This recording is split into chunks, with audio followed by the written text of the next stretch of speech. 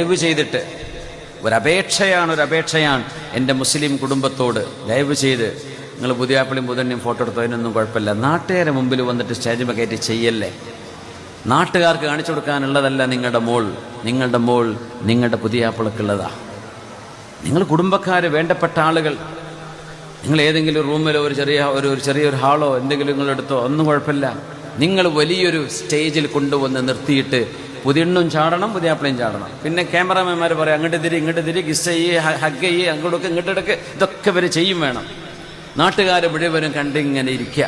എന്ത് പച്ച ഹറാം.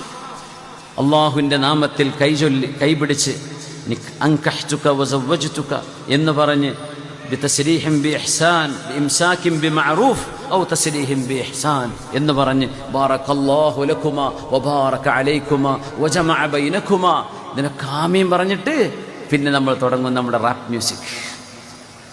പിന്നെ തുടങ്ങി നമ്മുടെ പലതരത്തിലുള്ള ചാട്ടങ്ങളും കളികളും പെൺകുട്ടികളും അല്ലാത്തവരും. ഇങ്ങനെ ഒരു ടീം, അവർക്കത് ബിസിനസ്സാണ്.